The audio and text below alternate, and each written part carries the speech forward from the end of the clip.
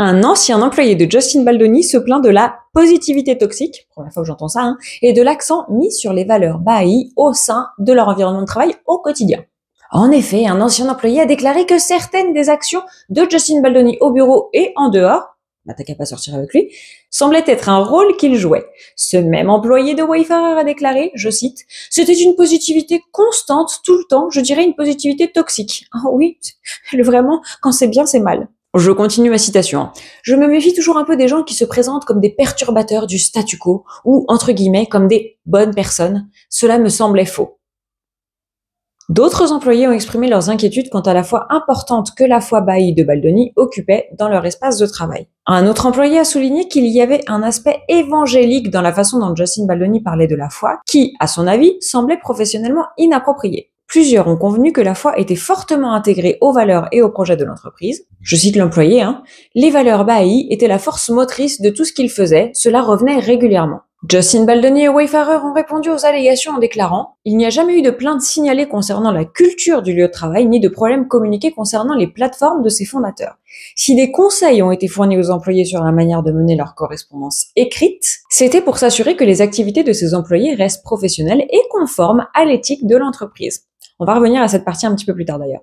Je continue la citation. Wayfarer croit que la joie et la positivité sont l'essence même du bon travail et ils maintiennent cette affirmation. Un porte-parole de Justin Baldoni et Wayfarer a déclaré au Times que, bien que les fondateurs de Wayfarer Studios soient Baha'i, la majorité de leurs cadres supérieurs et de son personnel ne le sont pas, et qu'aucune activité liée à la religion n'est jamais imposée par l'entreprise. Je cite, « Comme tous les projets de Wayfarer sont ancrés dans un système de croyances qui provient de diverses confessions et origines, parler d'un point de vue spirituel est monnaie courante. Les employés sont encouragés à célébrer et à pratiquer leurs croyances individuelles comme ils l'entendent, un message que la direction soutient fièrement. » Fin de citation. Enraciné dans ses croyances spirituelles, Justin Baldoni voit Wayfarer visiblement comme un véhicule pour raconter des histoires inspirantes, mais certains employés ont estimé que l'accent incessant mis sur l'élévation du niveau de vie dérivait parfois vers un territoire déconcertant. Deux anciens employés en particulier ont parlé de leur malaise face à l'accent répété de Justin Baldoni sur l'histoire de maladies en phase terminale, notamment un documentaire de 2015 qu'il a réalisé sur le scénariste des Simpsons, Sam Simon, diffusé sur Fusion une semaine seulement après la mort de Simon d'un cancer. Un ancien employé de Wayfarer a souligné, le message était toujours le suivant.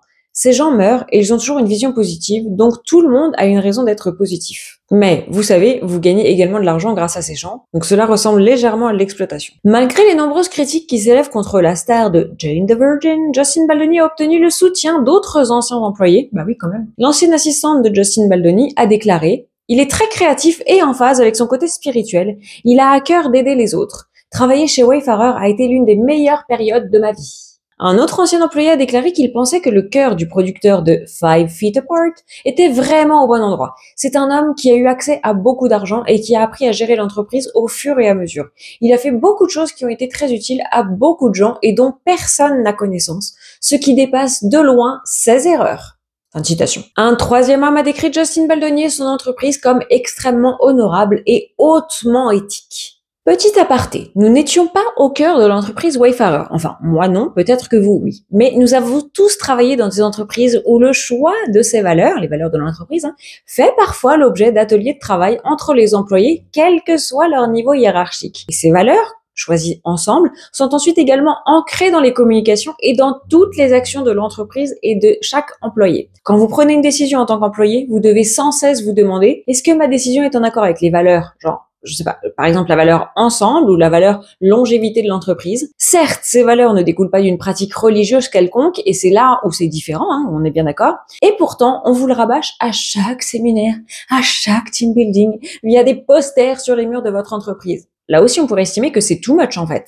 Peut-être que les valeurs de Wayfarer semblaient trop spirituelles pour certains, mais finalement, pour construire les valeurs de sa marque et de son studio, ou des studios Wayfarer, Justin Baldoni a pris le meilleur de ce qu'il a trouvé, et il se trouve que pour lui, c'était dans sa foi Baha'i, dont on n'a jamais autant entendu parler que depuis le mois de janvier 2025. Ici, je ne prends parti pour personne. Encore une fois, j'y étais pas. Je sais pas si les valeurs étaient martelées dans l'esprit des employés pour leur permettre de grandir, évoluer et de se libérer d'un poids. Tout ce que je dirais, c'est que quand vous vous engagez dans le processus de recrutement d'une entreprise, quelle qu'elle soit, hein, et ça vaut pour chacun d'entre nous ou chacun d'entre vous, renseignez-vous sur les valeurs de l'entreprise qui font partie en quelque sorte de la grande tendance RSE, responsabilité sociétale et environnementale. Si vous êtes en accord avec ce que vous lisez, foncez. Si vous n'êtes pas d'accord, n'allez pas plus loin, car il y a de grandes chances qu'on vous en parle à longueur de journée une fois que vous aurez passé le processus de recrutement et que vous serez à l'intérieur. Et comme pour tout dans la vie, rien n'est définitif.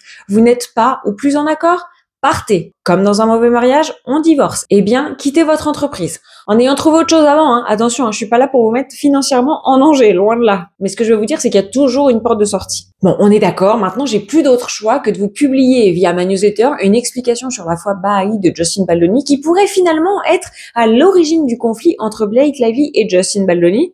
Enfin bon, je pense qu'il n'y a pas que cette fois, hein. On en parle de l'interview d'Anna Kendrick sur le tapis rouge de Another Simple Favor? Non. Mais en tout cas, il me semble que je dois vous en parler un petit peu plus et je pense que la forme de la newsletter est la plus adaptée. Vous retrouverez le lien de ma newsletter dans ma biographie. N'hésitez pas à vous abonner. N'hésitez pas non plus à vous abonner parce que plus on est de fous, plus on rit.